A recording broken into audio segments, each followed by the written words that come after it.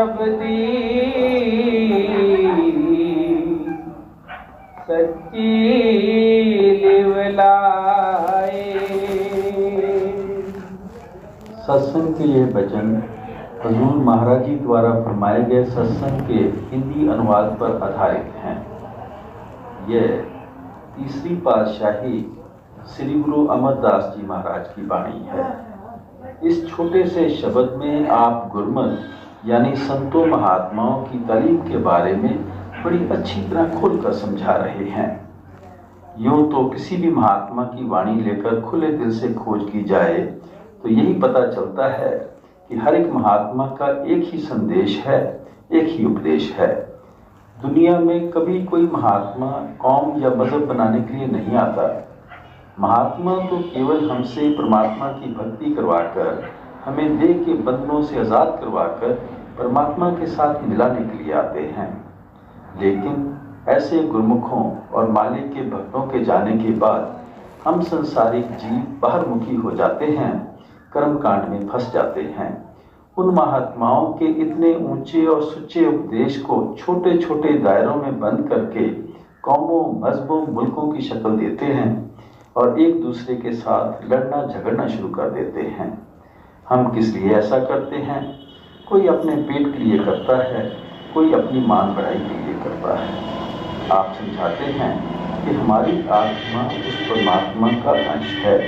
हम उस सतनाम रूपी समुद्र की बूंद हैं। उस मालिक से बिछुड़कर इस माया के जाल में फंसे हुए हैं। मन के अधीन होकर जो कर्म करते हैं, अच्छे भी करते हैं, बुरे भी करते हैं, उनके कारण हमारी आत्मा को बार बार इस 84 के जेल खाने में आना पड़ता है। ना अच्छे कर्म करके देह के बंधनों से बच सकते हैं, ना बुरे कर्मों के कारण कभी हमारा 84 के दुखों से छुटकारा हो सकता है। इन कर्मों के कारण जिस जगह भी जाकर जन्म लेते हैं, हमें दुख ही दुख, मुसीबतें ही मुसीबतें सहनी पड़ती हैं। किसी भी जामे में जाकर हम सुख हासिल नहीं कर सकते, शांति प्राप्त नहीं कर सकते।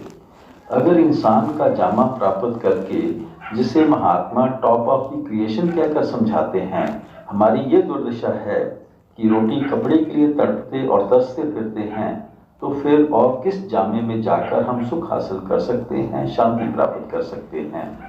इसलिए महात्मा हमें यही उपदेश देते हैं कि जब तक हमारी आत्मा वापस जाकर उस परमात्मा के साथ नहीं मिलती, इसका देह के बंधनों से, जन्म मरण के दुखों से कभी किसी हालत में छुटकारा नहीं हो सकता।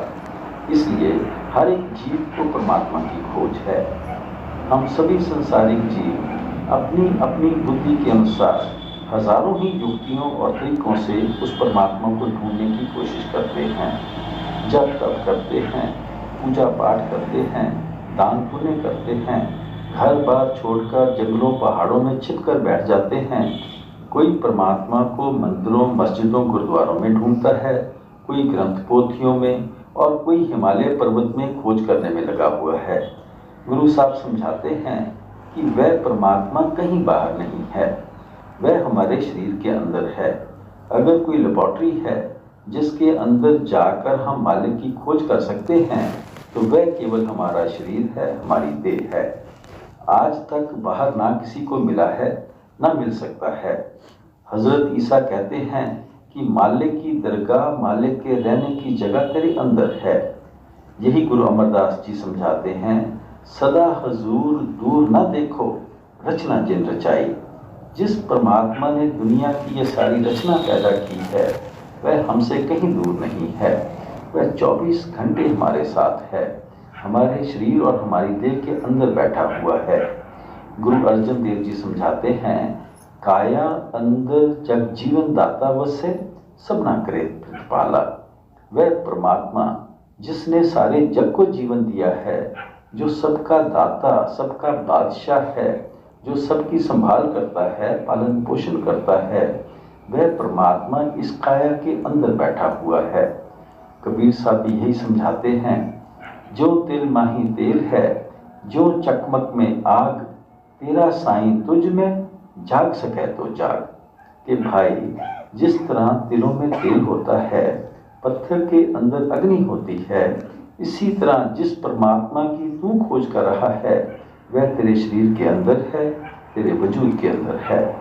अगर कोई चीज़ हमारे घर में खो जाए तो हम घर के अंदर खोज करके ही उसे पा सकते हैं। अगर बाहर जाकर सड़कों पर खोज करनी शुरू कर दें तो हम उस खोई हुई चीज़ को किस तरह प्राप्त कर सकते हैं। गुरु अमरदास जी समझाते हैं, गुरमुख होवे सो काया खोजे, हो सब परम बुलाई। कि जो गुरमुख लोग हैं, मालिक के भगत और प्यारे हैं, वह हमेशा शरीर या देह के अंदर परमात्मा की खोज करते हैं। बाकी सब दुनिया के जीव कर्म कांड में उलझे हुए हैं, बाहर मुखी हुए बैठे हैं। अब मन में विचार उठता है कि अगर परमात्मा हमारे सब के अंदर है तो हमें दिखाई क्यों नहीं देता।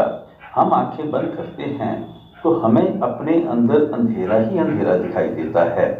गुरु साहब फरमाते हैं, आप वंजाए तो सब किछ पाए, कि वह परमात्मा तो पत्ते पत्ते कण कण में व्यापक है, चोरों ठगों साधु संतों महात्माओं सभी के अंदर है।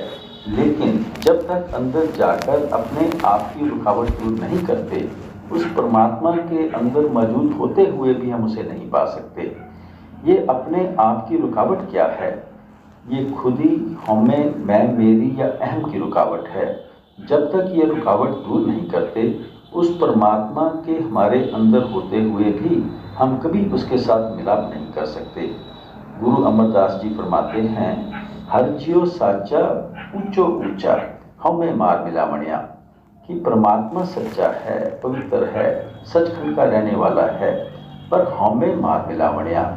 जब तक हम हमें की बीमारी को अपने अंदर से दूर नहीं करते, हम कभी उस परमात्मा को पा नहीं सकते। ये हमें क्या है? जो हम सारा दिन सोचते हैं कि मेरी कौम है, मेरा मजहब है, मेरा मुल्क है, मेरी औलाद है, मेरी जायदाद है, जिन चीज़ों को सारा दिन मेरा मेरा कहते हैं, वास्तव में ये सब कुछ ही उस परमात्मा का है। हम अपने आप को उससे अलग समझे बैठे हैं, इनको अपना बनाने की कोशिश करते हैं। ये आज तक ना कभी किसी के बने हैं, न बन सकते हैं। लेकिन इनको अपना बनाने की ख्वाहिश हमें इनके मोह और प्यार में इतना फंसा देती है कि हमें रात को सपने भी इन्हीं के आते हैं, और मौत के समय सिनेमा के स्क्रीन की तरह इन्हीं की शक्लें हमारी आंखों के आगे आकर घूमना शुरू कर देती हैं। जहाँ आशा तहाँ पासा। आखिरी वक्त जिस तरफ हमारा ख्याल होता है, हम दुनिया के जीव उसी रौब में बहना शुरू कर देते हैं। कौन सी चीज़ हमें दे के बंदरों की तरफ खींच कर लाई? दुनिया का मोह, दुनिया का प्यार लाया। सो जब तक हमारे अंदर से दुनिया का मोह और प्यार नहीं निकलेगा, तब तक हमारी आत्मा वापस जाकर परमात्मा के साथ नहीं मिल सकती। गुरु साहब फरमाते हैं कि ये दुनिया झूठी है, इसका मोह और प्यार भी झूठा है। ये दुनिया झूठी क्यों है? क्योंकि ये नष्ट हो जाएगी, फना हो जाएगी। इसके साथ हमारा मोह और प्यार क्यों झूठा है? क्योंकि इसका प्यार हमें बार बार दे के बंधनों में फंसाता है। ये प्यार हमें इस रचना का हिस्सा ही बनाए रखता है, वापस जाकर उस रचना करने वाले के साथ मिलने नहीं देता। इसका प्यार हमें जन्म मरण के दुखों में ही फंसाए रखता है। इसलिए गुरु साहब कहते हैं, ये दुनिया और इसका प्यार दोनों ही झूठे हैं। इस झूठी दुनिया से हमारा झूठा मोह और प्यार कब निकलता है? जब हम गुरुमुखों के द्वारा शब्द या नाम की लज्जत प्राप्त कर लेते हैं। गुर शब्दी सच्ची लिव लाए, जब परमात्मा के साथ हमारा सच्चा प्यार पैदा हो जाता है। सो जब तक हमें वह सच्चा प्रेम और प्यार नहीं मिलता, इस झूठी दुनिया से हमारा झूठा मोह और प्यार कभी निकल ही नहीं सकता। वह कौन है जो दुनिया की शक्लों और पदार्थों के साथ मोह और प्यार किए बैठा है? वह हमारा मन है। इसलिए आत्मा और परमात्मा के बीच कोई पर्दा है तो वह केवल हमारे मन का पर्दा है, मन की रुकावट है। जिस तरह आत्मा परमात्मा का अंश है, इसी तरह हमारा मन भी कोई छोटी चीज़ नहीं है, वह ब्रह्म की अंश है, त्रिकुटी का रहने वाला है। लेकिन विषय विकारों, शराबों, कबाबों, इंद्रियों के भोगों में फंसकर अपने आप को, अपने असल को भूल बैठा है। और जो कर्म मन इन इंद्रियों के वश में होकर करता है, उसका नतीजा हमारी आत्मा को भी भोगना पड़ता है। सो जब तक हमारी आत्मा मन का साथ नहीं छोड़ती, इसे ना तो कभी अपने आप का पता लग सकता है और ना कभी अपने असल का पता लग सकता है।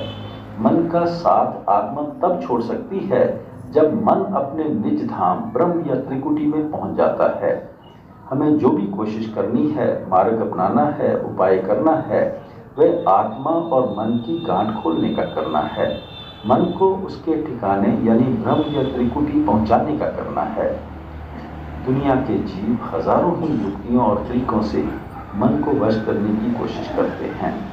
जब तब करते हैं, पूजा पाठ करते हैं, दान पुण्य करते हैं, घर बार छोड़कर जंगलों और पहाड़ों में छिपकर बैठ जाते हैं।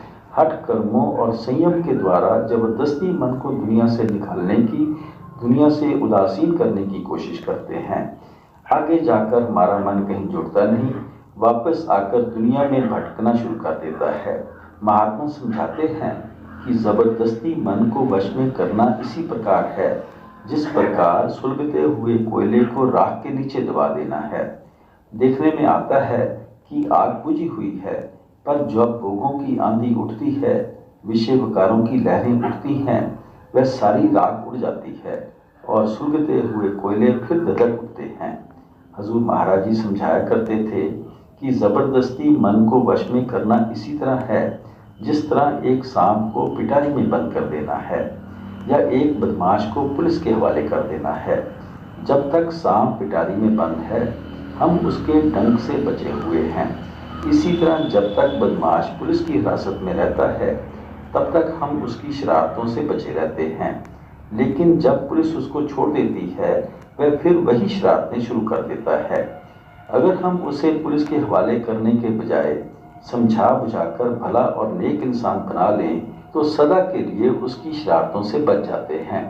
गुरु नानक साहब फरमाते हैं कि हठ कर्मों के द्वारा, डिसिप्लिन के द्वारा हम थोड़ी देर का आराम या राहत जरूर हासिल कर लेते हैं और अपने मन पर हावी हो जाते हैं।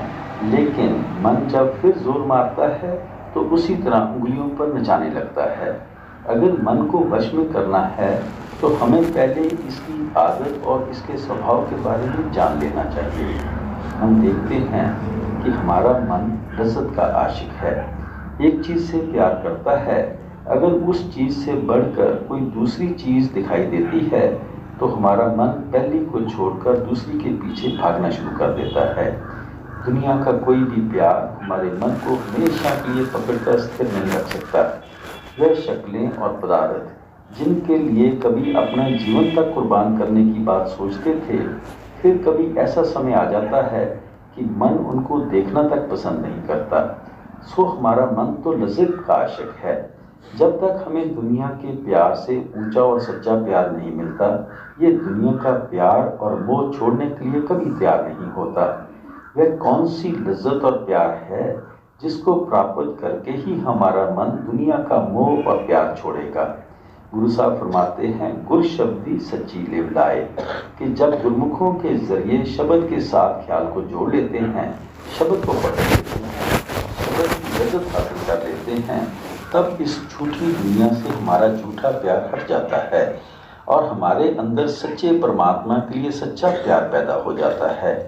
क्योंकि उस शब्द की लज्जत इतनी ऊंची और पवित्र है कि उस लज्जत को पाकर अपने आप हमारा मन विषय विकारों की लज्जत को छोड़ देता है।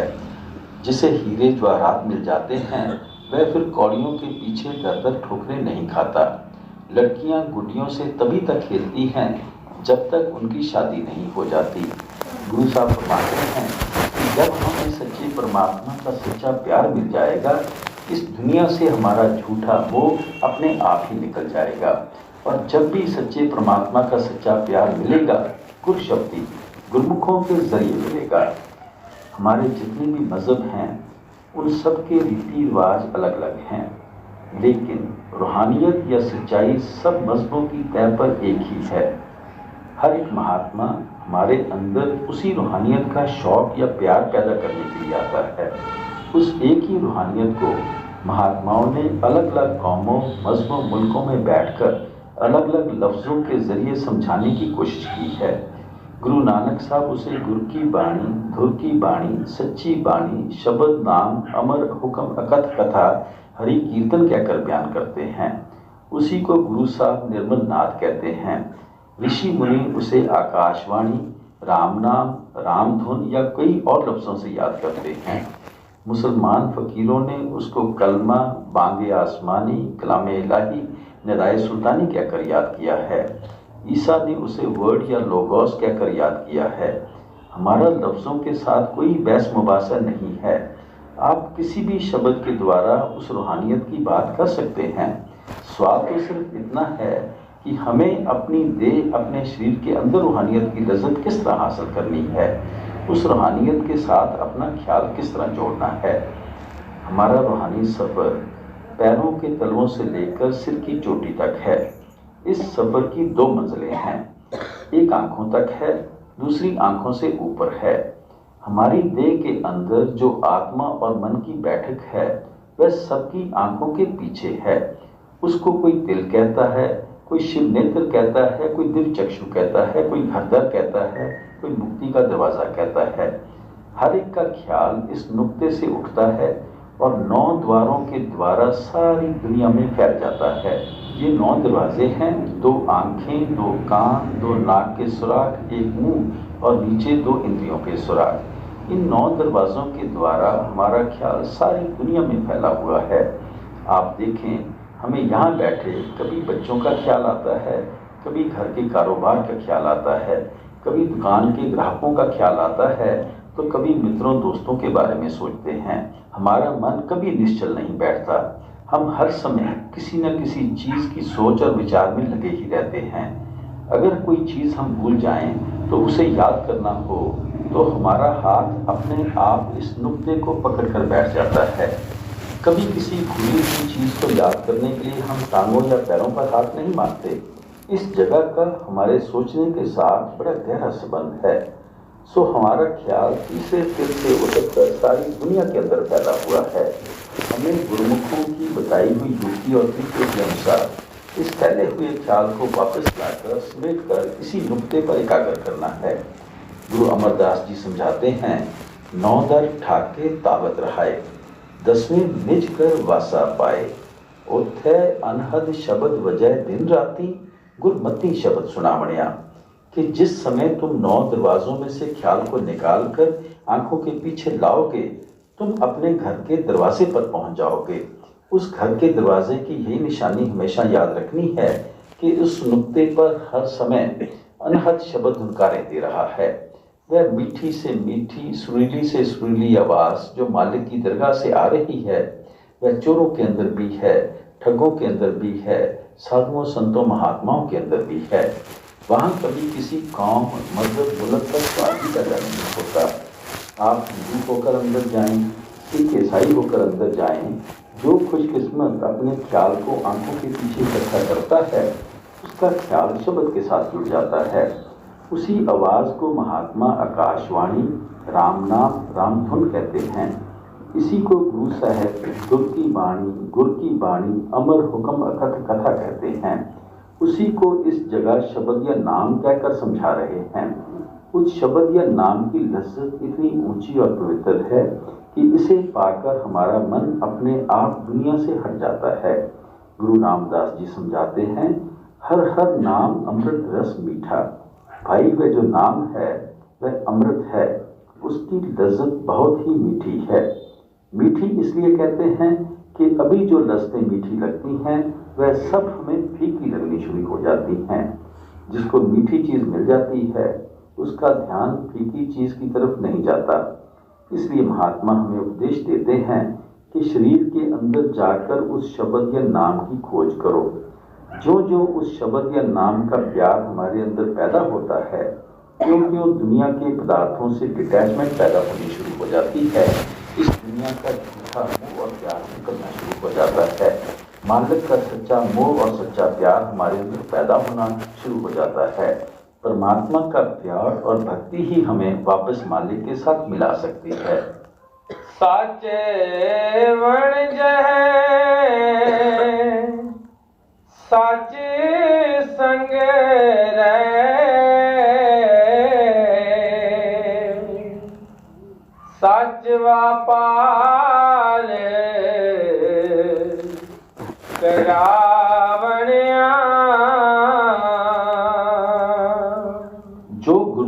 लोग शब्द या नाम की कमाई करके अपने अंदर से हौमे या अहम की रुकावट को दूर कर लेते हैं, मोह या प्यार के दायरे के पार चले जाते हैं, अब गुरु साहब उनकी महिमा करते हैं कि वह सच का ही व्यापार करते हैं। वह आप भी सच्चे शब्द या सच्चे नाम की कमाई करते हैं और हमारे अंदर भी उस सच्चे शब्द या नाम की कमाई का शौक पैदा करते हैं। वह शब्द सच्चा, प्योर और पवित्र है। जब हम उसके साथ जुड़ जाते हैं, हम भी सच्चे और पवित्र हो जाते हैं। गुरु अमरदास जी की वाणी है, मुक्ते सेवे मुक्ता होवे, हौमे ममता सब देखोवे। जो लोग शब्द या नाम की कमाई करके अपने अंदर से हौमे और ममता की रुकावट को दूर कर चुके हैं, वह मुक्ति प्राप्त कर लेते हैं। जब हम उनकी संगत करते हैं, उनके कहने के अनुसार शब्द या नाम की कमाई करके अपने अंदर से अपने आप को निकाल लेते हैं, हौमे और ममता की रुकावट दूर कर लेते हैं, तो हम भी मुक्ति प्राप्त कर लेते हैं। हमारा भी जन्म मरण के दुखों से छुटकारा हो जाता है। गुरुमुख लोग हमेशा शब्द या नाम की कमाई करते हैं, शब्द या नाम की महिमा करते हैं और हमारे ख्याल को भी उस शब्द या नाम की तरफ ले जाते हैं। हाँ वारी जियो वारी, हर गुण अन दिन गावणिया। अब गुरु साहब फरमाते हैं कि जब भी झूठी दुनिया से हमारा झूठा मोह या प्यार निकलेगा, हमेशा शब्द या नाम की कमाई के जरिए ही निकलेगा। और इस शब्द की कमाई करने की व्यक्ति का पता गुरुमुखों से लगता है, संतों महात्माओं से लगता है। गुरु अर्जन देव जी की वाणी है, जिसका ग्रह तिन दिया ताला कुंजी गुरसों पाई। कि भाई, जिस परमात्मा ने हमें पैदा किया है, उसने नाम रूपी दौलत हमारे अंदर हमारे लिए ही रखकर उसका भेद गुरुमुखों और संतों महात्माओं के हवाले कर दिया है। गुरुमुख लोग घोलकर हमारे अंदर कुछ नहीं डालते। वह दौलत परमात्मा ने हमारे अंदर हमारे लिए ही रखी है। उन्होंने इशारा करना है, तरीका बताना है कि किस युक्ति से हमें अपने ख्याल को शब्द के साथ जोड़ना है, नाम के साथ जोड़ना है। हजूर महाराज जी बड़ी सुंदर मिसाल दिया करते थे कि सबको पता है कि दूध के अंदर घी होता है, लेकिन जब तक युक्ति का पता ना चले, तरीका पता ना चले, हम कभी भी दूध से घी हासिल नहीं कर सकते। जब कोई युक्ति बतलाता है कि किस तरीके से दही जमाना है, किस तरह से दही को मथ कर मक्खन निकालना है, फिर मक्खन को गर्म करके छाछ को अलग कर देना है, तब उसी दूध में से घी निकल आता है। घी को दूध में से ही निकलना है, बाहर से कहीं नहीं निकलना। लेकिन जब तक कोई युक्ति बतलाने वाला नहीं मिलता, उस दूध के घी का हमें क्या फायदा हो सकता है। यही गुरु साहब समझाते हैं कि गुरुमुखों के जरिए युक्ति पता चलती है, शब्द या नाम की कमाई करने का साधन और तरीका पता लगता है, और फिर झूठी दुनिया से हमारा झूठा मोह और प्यार निकलता है। सच्चे परमात्मा के साथ सच्चा प्यार पैदा हो जाता है। इसलिए आप फरमाते हैं, हम अपने सद्गुरु पर कुर्बान जाते हैं, बलिहार जाते हैं, अपने आप को उन पर निछावर करते हैं, उनकी संगत में जाकर हर गुण अनगिन गावणिया। हम हमेशा के लिए हरि के गुण गाने शुरू कर देते हैं। हरि के गुण गाने का क्या मतलब है कि हम शब्द या नाम के साथ जुड़ जाते हैं। इससे पहले हम दुनिया के गुण गाने में लगे हुए थे, दुनिया के धंधों, दुनिया के प्यार में फंसे हुए थे। लेकिन जब गुरुमुखों की संगत मिलती है, उनकी तालीम के अनुसार हम दुनिया के गुण गाने छोड़ देते हैं और उस परमात्मा के गुण गाने लग जाते हैं। उस परमात्मा के साथ हमारा मोह या प्यार पैदा हो जाता है। गुरु अमरदास जी फरमाते हैं, गोविंद गोविंद कहें दिन राती, गोविंद गुण शब्द सुनावणिया। कि भाई, दिन रात गोविंद गोविंद कहने से तुम्हें कभी गोविंद नहीं मिल सकता। अगर तुम गोविंद के गुण गाना चाहते हो तो इसके लिए अंदर से शब्द को सुनना पड़ता है, नाम के साथ ख्याल को जोड़ना पड़ता है। जब तक शब्द या नाम के साथ ख्याल नहीं जुड़ता, जब तक हम गोविंद के गुण नहीं गाते, तब तक तो दुनिया के गुण गाने में लगे हुए हैं। सो गुरु साहब फरमाते हैं कि गुरुमुखों की संगत में जाकर इस दुनिया का गुणगान छोड़कर शब्द या नाम के साथ ख्याल को जोड़ना चाहिए। हों तेरा तू ठाकुर मेरा,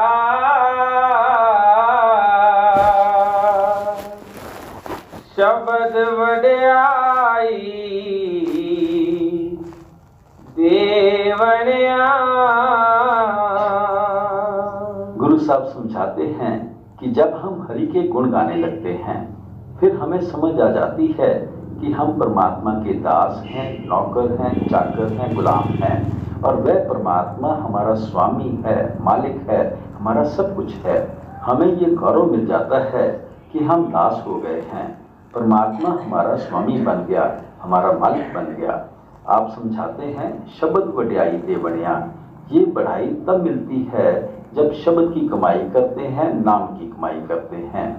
फिर हमें अपनी असलियत का पता लगता है, परमात्मा की असलियत का पता लगता है और इस दुनिया से हमारा ख्याल निकलकर परमात्मा के साथ जुड़ जाता है। गुरु साहब फरमाते हैं कि जब भी हमें ये गौरव हासिल होगा केवल शब्द की कमाई करके, नाम की कमाई करके ही प्राप्त होगा। शब्द की कमाई के द्वारा ही हमारा ख्याल दुनिया के मोह या प्यार से निकलेगा और हम अपने आप को परमात्मा के चाकर और दास समझने लगेंगे, परमात्मा के आज्ञाकारी सेवक समझने लगेंगे। वेला वक्त सब सुहाया,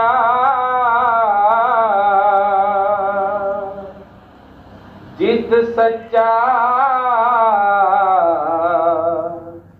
मेरे मन पाया। अब फरमाते हैं कि आम तौर पर जब भी दुनिया का कोई काम शुरू करते हैं तो हम सोचते हैं कि कौन सी घड़ी शुभ है, कौन सा मुहूर्त अच्छा है, कौन सा समय ठीक है ताकि शुभ वक्त में कोई कामकाज आरंभ किया जाए। लेकिन गुरु साहब समझाते हैं कि सारे ही वक्त परमात्मा के बनाए हुए हैं, सारे ही समय शुभ हैं, कोई भी वक्त अशुभ नहीं है। ये हमारा मन ही बुरा है जो कि हमें परमात्मा की भक्ति की तरफ नहीं जाने देता, इन वहमों और भ्रमों में फंसा रखता है। गुरु साहब कहते हैं कि वही समय, वही घड़ी शुभ है, वही मुहूर्त अच्छा है जिस समय हमारा मन परमात्मा की भक्ति की तरफ जाता है, परमात्मा के प्यार की तरफ जाता है। आपके समझाने का भाव है कि नाम की कमाई करने के लिए जो भी समय मिलता है उसी से लाभ उठाना चाहिए। सुबह समय मिलता है, सुबह भजन में बैठो, दोपहर में समय मिलता है, दोपहर भजन में बैठो, शाम को समय मिलता है, शाम को भजन में बैठो। जो भी घड़ी दो घड़ी परमात्मा की याद में लगाएंगे वही हमारे लेखे में लिखी जाएगी, उसका हमें हर एक को लाभ प्राप्त होना है। पर सुबह के वक्त के बहुत से ऐसे फायदे हैं जो हमें किसी दूसरे समय में नहीं मिल सकते। सुबह जिस वक्त हम सोकर उठते हैं हमारा शरीर ताज़ा और स्वस्थ होता है, पिछले दिन की सारी थकावट दूर हो चुकी होती है, पिछले दिन के सारे झगड़े भी हम भूल चुके होते हैं। फिर गलियों मोहल्लों में भी खामोशी होती है, घर के अंदर भी बच्चे सोए रहते हैं, ना किसी मेहमान के आने का खतरा है, ना किसी टेलीफोन के आने का डर। और फिर जब हम दिन शुरू करने लगे हैं तो क्यों ना मालिक का नाम लेकर शुरू करें ताकि उसका सुरूर और खुशी सारा दिन हमारे साथ रहे और हम उस खुशी और आनंद में अपना सारा दिन व्यतीत करें। अगर दोपहर को भजन में बैठेंगे तो गलियों मोहल्लों में शोर शुरू हो जाता है। उस समय कोई ना कोई दोस्त पास आकर बैठ जाएगा, फिर बच्चों का कामकाज करना है, दुकानों का कामकाज करना है, चौके चूल्हे का भी कामकाज करना है। वह समय हम अपनी इच्छा के अनुसार नहीं निकाल सकते। अगर शाम को भजन में बैठेंगे तो सारे दिन काम काज करके शरीर थका होता है, जल्दी नींद आ जाती है, फिर सारे दिन के झगड़े आंखों के सामने आ जाते हैं। जो काम सुबह घंटे डेढ़ घंटे में बनना था शाम को उसी के लिए 3-4 घंटे चाहिए और इतना समय किसके पास होता है। इसलिए महात्मा कहते हैं कि सुबह अमृत वेले भजन के लिए बैठना चाहिए।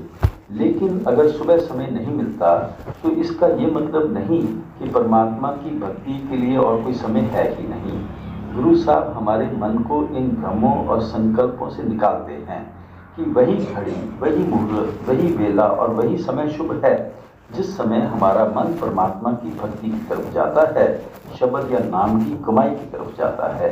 सच्चे सेविए सच वड्याई,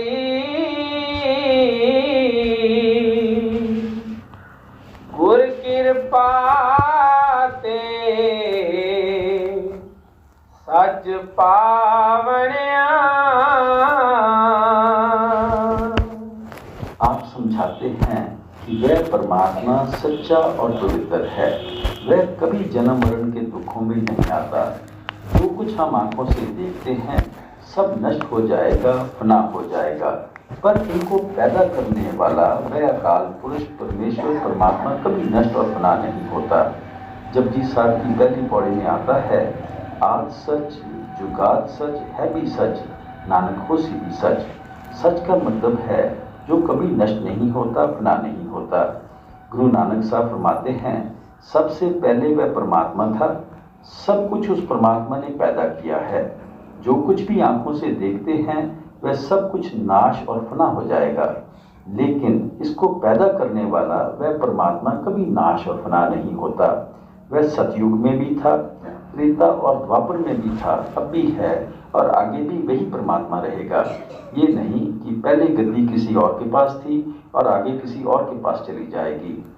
गुरु साहब फरमाते हैं कि वह परमात्मा सच्चा है, उसकी भक्ति भी सच्ची है, उसका प्रेम भी सच्चा है। ये दुनिया झूठी है, इस दुनिया का प्यार और भक्ति भी झूठी है। आप फरमाते हैं, सच्चे सेविए सच वड्याई, कि जब सच्चे परमात्मा की भक्ति करते हैं तो फिर सच्ची बढ़ाई मिलती है। ये दुनिया झूठी है, इसकी बढ़ाई भी झूठी है। हिस्ट्री पढ़कर देख लें, कभी तो ये दुनिया के लोग हमें सिर पर उठाए फिरते हैं, जुलूस निकालते हैं, जय जयकार करते हैं, और फिर वही दुनिया के लोग पैरों के नीचे रौंदना शुरू कर देते हैं, फांसी के तख्ते पर चढ़ा देते हैं, गोलियों का निशाना बना देते हैं, रातों रात राज्य पलट जाते हैं, लीडरों और नेताओं को जेल खानों के अंदर कैद कर लिया जाता है। सो इस दुनिया का हम क्या विश्वास कर सकते हैं? इसकी मान बढ़ाई भी झूठी है और ये खुद भी झूठी है। गुरु साहब कहते हैं, वह परमात्मा सच्चा है और जो वह अपने साथ मिलने की बढ़ाई देता है वह भी सच्ची है। पर ये जो सच्चे सेविये की सच वड्याई है वह प्राप्त किस तरह होती है? गुरु कृपा ते सच पावनिया। जब हमारे ऊपर गुरुमुखों की कृपा और बख्शिश हो जाती है, जब वे हमारे ख्याल को उस शब्द या नाम के साथ जोड़ देते हैं, तभी हम सच्चे परमात्मा की सच्ची बढ़ाई हासिल करने के काबिल होते हैं। पाओ भोजन सतगुर तुठै पाए,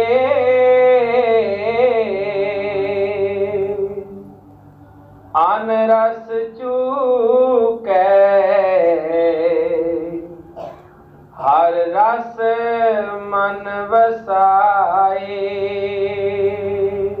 आप समझाते हैं कि हमारा मन संगत और सोबत का असर बहुत जल्दी लेता है। शराब पीने वाले के पास बैठो, शराब पीने की आदत पैदा हो जाएगी। चोरों की संगत करो तो चोरी की आदत पैदा हो जाएगी। मालिक के भक्तों और प्यारों की संगत करेंगे तो उनको देखकर हमारे अंदर भी मालिक की भक्ति का शौक और प्यार पैदा हो जाएगा। आप फरमाते हैं कि जब संतों महात्माओं की संगत करते हैं तो हमारे मन में संतोष आ जाता है। अन रस चूक के हर रस मन बसाए, कि हमारे मन से दुनिया के रस निकल जाते हैं, शब्द या नाम का रस आ जाता है।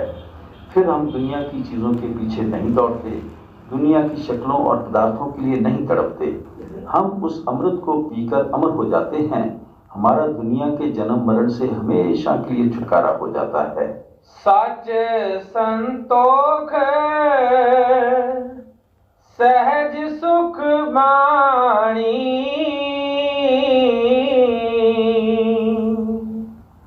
पूरे गुर ते पावनिया। आप फरमाते हैं कि जिस वक़्त हम गुरुमुखों की संगत में आकर उस नाम के रस को पीने लग जाते हैं, फिर हमारा उस वाणी के साथ ख्याल जुड़ जाता है। कौन सी वाणी के साथ? जो सच है, जो कभी नाश या फना नहीं होती, जिसने सारी दुनिया की रचना की है, जिस वाणी के आधार पर सारे खंड ब्रह्मांड खड़े हैं, वह वाणी कैसी है? संतोख कि अभी जो मन में भटकन लगी हुई है, तड़प लगी हुई है, जब उस वाणी के साथ हमारा मन जुड़ जाता है तो मन में संतोष और सब्र आ जाता है। फिर फरमाते हैं सहज कि उस वाणी को पकड़कर ही सहज की अवस्था प्राप्त होती है। हम मन और माया के दायरे से पार चले जाते हैं। वह वाणी सुख देने वाली है। जब तक हमारा मन दुनिया के साथ जुड़ा हुआ है, हम दुखों और मुसीबतों में फंसे हुए हैं। जब उस वाणी के साथ ख्याल जुड़ जाता है तो सुख हासिल कर लेते हैं, शांति प्राप्त कर लेते हैं। ये कौन सी वाणी है जिसकी गुरु साहब इतनी बढ़ाई करते हैं, महिमा करते हैं? जिस वाणी ने दुनिया की रचना की है, जिसके आधार पर खंड ब्रह्मांड खड़े हैं, जो वाणी हमारे सबके अंदर है, जो दिन रात सबके अंदर धुनकारे दे रही है, वह चोरों, ठगों, साधुओं और संतों महात्माओं सबके अंदर है। वहाँ किसी कौम, मजहब और मुल्क का सवाल ही पैदा नहीं होता। हिंदू होकर अंदर जाओ, सिख ईसाई होकर अंदर जाओ, जो भी भाग्यवान खुशकिस्मत आंखों के पीछे ख्याल इकट्ठा करता है, उसका ख्याल उस वाणी के साथ जुड़ जाता है। गुरु अमरदास जी उस वाणी की महिमा करते हैं। वाणी बची चहुं जुगी, सच्चो सच सुनाए कि वह वाणी चारों युगों से चली आ रही है। सतयुग में वही वाणी थी, द्वापर और त्रेता युग में भी वही वाणी थी, अब भी वही वाणी है और आगे भी वही वाणी रहेगी। ये नहीं कि पहले वह वाणी कुछ और थी और आगे जाकर कुछ और हो जाएगी। ना वह 400-500 साल पुरानी है, ना वह 1000 साल पुरानी है, ना वह पंजाबी में लिखी जाती है, ना वह हिंदी और फारसी में लिखी जाती है। हम संसारिक जीव तो यूं ही भाषाओं के झगड़ों में उलझे बैठे हैं। वह वाणी तो 24 घंटे हमारे सबके अंदर आंखों के पीछे धुनकार दे रही है। गुरु नानक साहब फरमाते हैं, अंतर जोत निरंतर बाणी, साचे साहेब स्यों लिवलाई, कि हर एक के अंदर आंखों के पीछे ज्योति जल रही है। उस ज्योति के अंदर से मीठी और सुरीली आवाज या वाणी उठ रही है। जो उस वाणी को पकड़ता है, साचे साहेब स्यों लिवलाई, उसका दुनिया से मोह और प्यार निकल जाता है। परमात्मा के साथ मोह या प्यार पैदा हो जाता है। इसलिए गुरु रामदास जी फरमाते हैं, वाणी गुरु गुरु है वाणी, विच वाणी अमृत सारे, कि वह वाणी हमारा गुरु है, वह शब्द या नाम हमारा गुरु है। गुरुमुखों का असली स्वरूप शब्द या नाम होता है। जिस वक्त वह शब्द स्वरूप होकर देह धारण करते हैं तो देह स्वरूप गुरु बन जाते हैं। लेकिन जो चीज उनके देह में गुरु बनती है वह शब्द है, नाम है। इसलिए ऐसे महात्मा के बारे में ईसा मसीह ने कहा है, and the word made flash, कि जब भी वह शब्द शरीर धारण करता है तो बाहर वह हमारा रहनुमा और रहबर बन जाता है। जब हम अपने ख्याल को अंदर इकट्ठा करते हैं तो वह शब्द या वर्ड हमारा गुरु बन जाता है। सो हर एक महात्मा का यही अनुभव है। इसलिए गुरु साहब कहते हैं कि हमें उस वाणी की खोज करनी है, उस शब्द की खोज करनी है, उस नाम की खोज करनी है। किस नाम या शब्द की? जो दिन रात हर एक के अंदर धुनकारें दे रहा है। सत गुर न सेवै, मूर्ख अंध गवारा,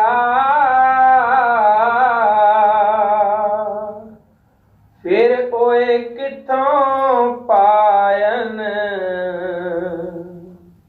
मोख द्वारा। आप समझाते हैं कि दुनिया के अंदर दो तरह के इंसान हैं, एक गुरमुख हैं, दूसरे मनमुख हैं। दोनों ही उस परमात्मा के बनाए हुए बंदे हैं और ये भी उस परमात्मा के हाथ में है। जिसे वह चाहता है गुरमुख बना लेता है। महानता किनकी है? केवल गुरमुखों की है। आप गुरमुख किसको कहते हैं? जो अपने अंदर उस वाणी के साथ ख्याल को जोड़े हुए हैं, शब्द के साथ ख्याल को जोड़े हुए हैं। आप फरमाते हैं, सतगुर न सेवे मूर्ख अंध गवारा। जो गुरमुखों की संगत नहीं करते, उनके उपदेश के अनुसार शब्द या नाम की कमाई नहीं करते, उनकी क्या हालत है? वे मूर्ख हैं, अंधे हैं, गवार हैं। क्यों अंधे हैं? क्योंकि परमात्मा ने आंखें भी दी हैं पर उन्होंने उस चीज को अंदर देखा ही नहीं, हासिल ही नहीं किया। एक तो हम आंखों से अंधे हुए बैठे हैं, दूसरे अंधेरे में फंसे हुए हैं, रास्ता दिखाई नहीं देता, अकेले घबरा रहे हैं और सिर पर पापों का बोझ उठाया हुआ है, अंधकार में भटकते फिर रहे हैं। आप फरमाते हैं, फिर वो कित्थों पायन मुख द्वारा, कि जब वह खुद ही अज्ञानता के अंधेरे में फंसे हुए हैं, मुक्ति किस तरह प्राप्त कर सकते हैं? क्योंकि जो मुक्ति का दरवाजा है वह परमात्मा ने आंखों के पीछे लगाया हुआ है। वह तो आंखों से नीचे उतरकर इंद्रियों के भोगों के गुलाम बने बैठे हैं, और जिनकी संगत और सोबत से हमारा ख्याल आंखों के पीछे इकट्ठा होकर शब्द या नाम को पकड़ सकता है, उनकी कभी संगत नहीं करते। सो गुरु साहब उन मनमुखों की अवस्था समझाते हैं। आप कहते हैं कि मनमुख हमेशा अंधकार में ही पैदा होते हैं, अंधकार में ही रहते हैं और अंधकार में ही चले जाते हैं। गुरु अमरदास जी की वाणी है, विष्टा के कीड़े विष्टा कमावे, फिर विष्टा माही बचा बनिया, कि हम गंदगी के कीड़े हैं, गंदगी में ही पैदा होते हैं, गंदगी से ही प्यार करते हैं, गंदगी ही खाते हैं, उसी गंदगी में मर जाते हैं, फिर उसी गंदगी में पैदा हो जाते हैं। सो आप उपदेश देते हैं कि हमें किसी गुरुमुख की संगत और सोबत करके उस शब्द की लज्जत हासिल करनी चाहिए, नाम की लज्जत हासिल करनी चाहिए। मारे मारे जम्मे फिर आवे,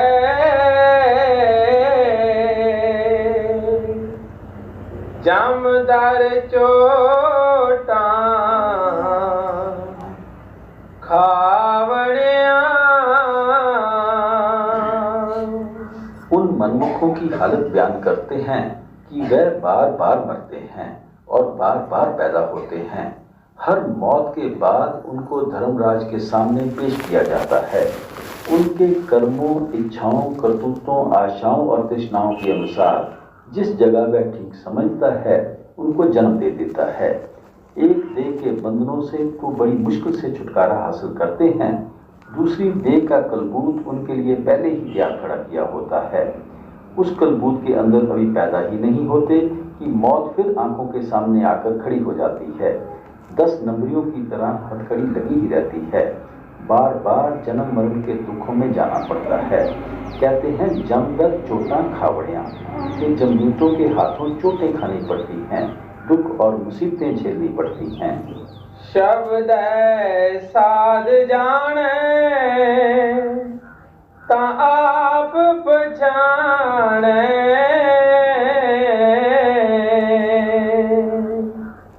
निर्मल बाणी शब्द वखाने। अब आप फरमाते हैं कि जब तक हम अपने आप को पहचानने के काबिल नहीं बनते, हम कभी उस परमात्मा को भी पहचानने के काबिल नहीं बन सकते। अपने आप को कब पहचानते हैं? जब मन और माया के दायरे से पार चले जाते हैं, जब हमारी आत्मा से सब गंदे गंदे गिलाफ उतर जाते हैं, फिर कहीं जाकर हमें अपने आप का पता चलता है, अपने असल का पता चलता है। हम मन और माया के दायरे से कब पार हो सकते हैं? शब्दे साथ जाने ता आप छाने, कि जिस समय शब्द या नाम की लज्जत आ जाती है तब हम अपने आप को पहचानने के काबिल होते हैं। गुरु साहब के कहने का भाव है कि केवल वह चीज़ ही हमें मन और माया के दायरे से पार ले जा सकती है जो मन और माया के दायरे से पार से आती हो। वह शब्द सचखंड से उठता है। काल की पहुंच तो सिर्फ ब्रह्म या त्रिपुटी तक है। जब हम अपने आप को शब्द के साथ जोड़ देते हैं तो हम भी मन और माया के दायरे से पार चले जाते हैं। तब कहीं हमें अपने आप की समझ आती है, अपने असल का पता लगता है। हम अपने आप को उस समय पहचानते हैं जब आत्मा मन का साथ छोड़ देती है। जिस वक़्त गंदे गंदे गिलाफ या पर्दे हमारी आत्मा से उतर जाते हैं, जब स्थूल, सूक्ष्म और कारण तीनों किस्म के गिलाफ उतर जाते हैं, हम तीनों गुणों से पार हो जाते हैं। फिर कहीं जाकर हमें अपनी समझ आती है। यही सोक्रेटिस ने फरमाया था, नो दाई सेल्फ, पहले अपने आप को पहचानो। परमात्मा की पहचान से पहले अपने आप की पहचान जरूरी है। जब तक हमें अपना ही पता नहीं लगता कि हम कौन हैं, कहाँ से आए हैं, कहाँ जा रहे हैं, हमें उस परमात्मा का क्या पता लग सकता है? हमारी आत्मा तो प्योर थी, पवित्र थी, लेकिन मन का साथ लेने के कारण अति गंदी और मैली हो चुकी है। मैंने कई बार मिसाल दी है कि बादलों के अंदर पानी कितना साफ और निर्मल होता है, लेकिन जिस समय बरसात बनकर जमीन पर आता है कितनी गंदगी इकट्ठी कर लेता है, इतनी बदबू आती है कि कोई पास खड़े होने के लिए भी तैयार नहीं होता। वह पानी भी अपने आप को गंदगी का ही हिस्सा समझना शुरू कर देता है। जिस समय उसको सूरज की तपश मिलती है वह गंदगी को छोड़ देता है और भाप बनकर ऊपर उठ जाता है। तब उसको पता लगता है कि मैं कोई और चीज़ हूँ, ये गंदगी कोई और चीज़ है। मैं बेकार ही इस गंदगी का साथ लेकर अपने आप को गंदगी समझे बैठा था। फिर जब उसे अपने असल के बारे में पता चलता है कि मेरा असल तो आकाश का बादल है, तब वह सीधा आकाश में जाकर अपने असल में समा जाता है। यही हमारी आत्मा की हालत है। ये परमात्मा का अंश है, सतनाम समुद्र की बूंद है, पर मन का साथ लेकर मन और माया के अधीन होकर अति गंदी और मैली हो चुकी है। जब तक ये मन का साथ नहीं छोड़ती, इसको कभी अपने आप की होश नहीं आ सकती और ना ही अपने असल का पता लग सकता है। सो गुरु साहब फरमाते हैं, शब्दे साथ जाने ता आप पछाने, कि जिन्हें अपने अंदर में शब्द की लज्जत आ जाती है, जो अपने अंदर नाम की कमाई में लग जाते हैं, वह भाग्यशाली जीव अपने आप को पहचानने के काबिल बन जाते हैं। गुरु अमरदास जी कहते हैं, गुरमुख आप पछाने संतो राम नाम लिवलाई, कि गुरमुख वह हैं जो राम नाम के साथ प्यार करके अपने आप को पहचानने के काबिल बन जाते हैं। ये राम नाम कोई लफ्ज़ नहीं है, बल्कि वह ताकत है जिसने सब दुनिया की रचना की है, जिसके आधार पर हमारे खंड ब्रह्मांड खड़े हैं और जो सबके अंदर रमी हुई है। जब तक हम अपने आप को उसमें लीन नहीं करेंगे, हम कभी भी अपने आप को पहचानने के काबिल नहीं बन सकते। फिर तीसरी पातशाही गुरु अमरदास जी फरमाते हैं, जिन अंतर शब्द आप पहचाने गत मित्य नहीं पाई, कि जो अपने अंदर शब्द को पकड़कर अपने आप को पहचानते हैं, असली गति मालिक के मिलने की असली युक्ति उनको ही प्राप्त होती है। गुरु साहब के समझाने का भाव है कि हमें भी अपने आप को पहचानना चाहिए। अपने आप को हम गुरुमुखों के जरिए शब्द का अभ्यास करके नाम की कमाई करके ही पहचान सकते हैं। सच्चे सेव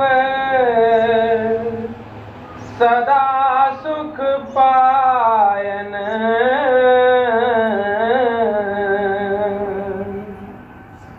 नो निज नाम मन वसावण्या। जब हम अपने आप को पहचानने के योग्य बन जाते हैं तो फिर हम सच्चे परमात्मा की सेवा में लगते हैं। फिर हम उसकी भक्ति करते हैं, उसके साथ प्यार करते हैं। अभी तो हम झूठी दुनिया की सेवा में लगे हुए हैं, झूठी दुनिया की भक्ति और प्यार में लगे हुए हैं। जब भी हम सच्चे की सेवा में लगते हैं, शब्द या नाम की कमाई करके ही लगते हैं। फिर हम खुद भी शब्द या नाम की कमाई करते हैं और औरों को भी शब्द या नाम की कमाई करने का शौक पैदा करते हैं। सोथान सुहाया जो हर मन पाया,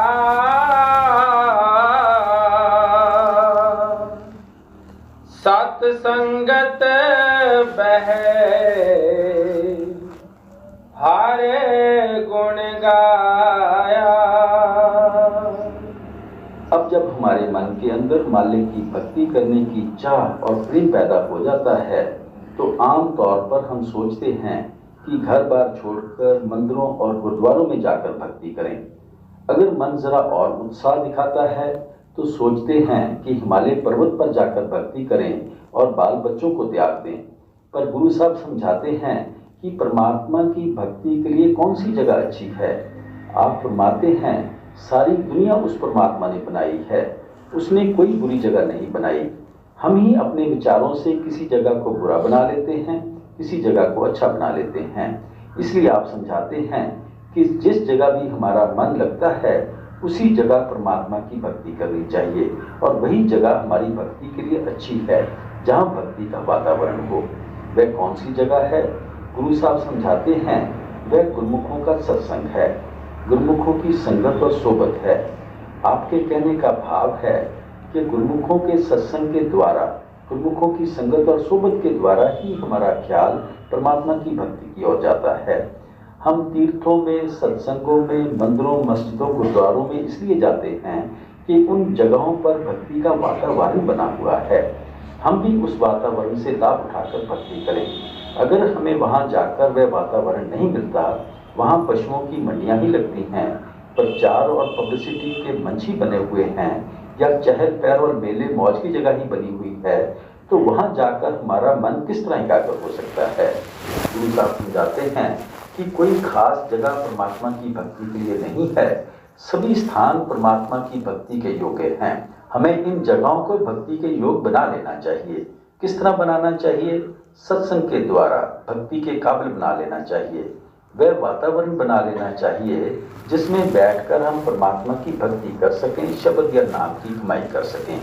सो आप उपदेश देते हैं कि जहां हमें गुरुमुखों की संगत, सत्संग और सोबत मिल जाती है, वही जगह हमारे लिए परमात्मा की भक्ति करने के काबिल बन जाती है। आन दिन हर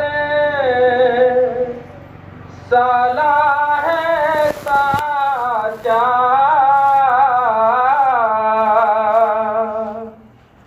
निर्मल नाद वजावण्या।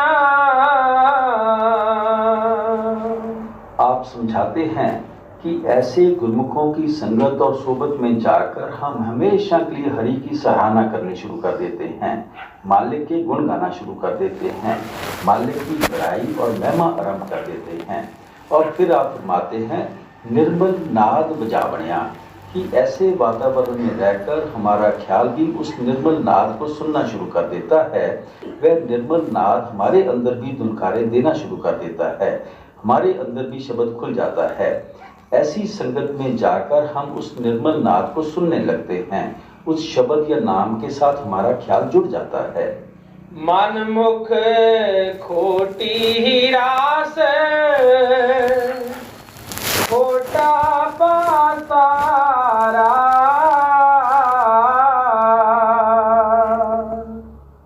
कूड़ कमावन दुख लागे पारा,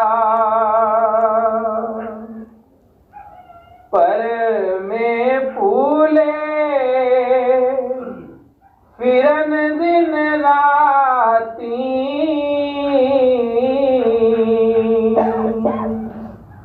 मर जन्म जन्म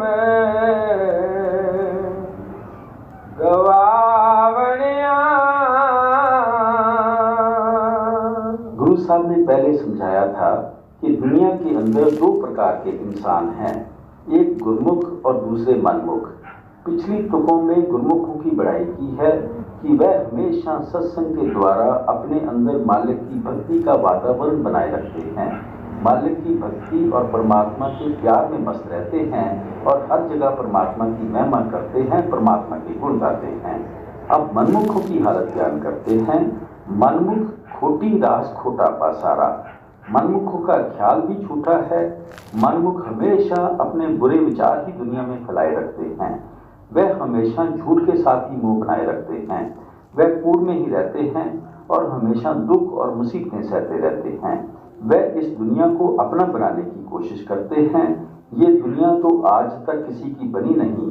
बड़े बड़े राजा महाराजा, बड़े बड़े विजेता, बड़े बड़े तानाशाह इस दुनिया को अपनी बनाते बनाते चले गए। इस दुनिया ने उनका साथ नहीं दिया, तो हमारा साथ किस तरह दे सकती है। हम इसको अपनी बनाने की कोशिश करते हैं, ये अपनी बनती नहीं, हम दुखी हो जाते हैं, रोना पीटना शुरू कर देते हैं।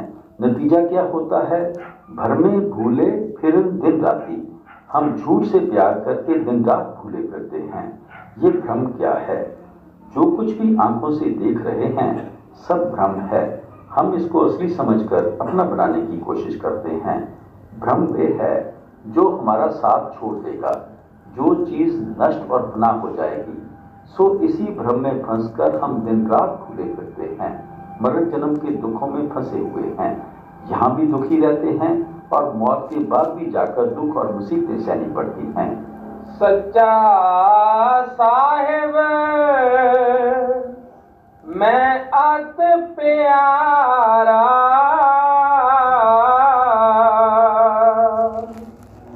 पूरे गुर कै शब्द अधारा, नानक नाम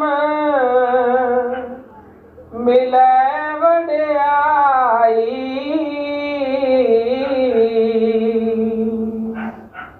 दुख सुख सम कर जाननिया। अब गुरु साहब फरमाते हैं कि जब से हम सतगुरु की संगत और सोबत में आए हैं, हमें वह परमात्मा बहुत ही प्यारा लगने लगा है। हमारे अंदर उस मालिक से मिलने का सच्चा शौक पैदा हो गया है, सच्चा प्रेम और सच्चा प्यार पैदा हो गया है। अब हमें दुनिया अच्छी नहीं लगती, परमात्मा ही अच्छा लगता है, अति प्यारा लगता है। ये जो हमें परमात्मा प्यारा लगता है, ये भी हमारे सतगुरु की दया, मेहर और बख्शिश है, जिन्होंने हमारे ख्याल को शब्द या नाम के साथ जोड़ दिया है। उनके उपदेश के अनुसार जब हमने शब्द या नाम की कमाई की तो इस दुनिया का मोह या प्यार निकल गया और हमें परमात्मा प्यारा लगने लगा। आपने शब्द के शुरू में ही कहा था, गुर शब्दी सच्ची लिव लाए, यानी गुरमुखों के जरिए शब्द की कमाई करके तुम्हारे अंदर सच्चे परमात्मा के लिए लगन पैदा हो जाएगी। सारे शब्द में सिस्टेमेटिकली आपने समझाया है कि किस तरह दुनिया झूठी है और किस तरह हम इसके मोह या प्यार में फंसकर दिन रात भटकते फिरते हैं, और सच्चे परमात्मा के लिए जो सच्ची लिव हमारे अंदर पैदा होनी है वह किस प्रकार पैदा होगी। सब कुछ बयान करने के बाद आप फरमाते हैं कि अब हमारे अंदर सच्चे परमात्मा की लिव लग चुकी है, सच्चे परमात्मा का प्यार हमारे अंदर जाग उठा है। ये जो भी दया, मेहर और बख्शिश हम पर है, सब हमारे सतगुरु की है। सच्चा साहिब मैं अत प्यारा,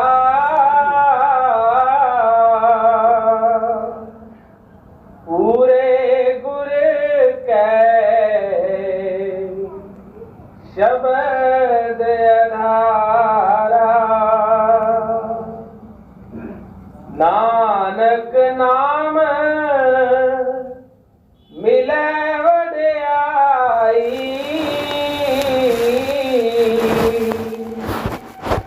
दुख सुख सम कर जाननिया।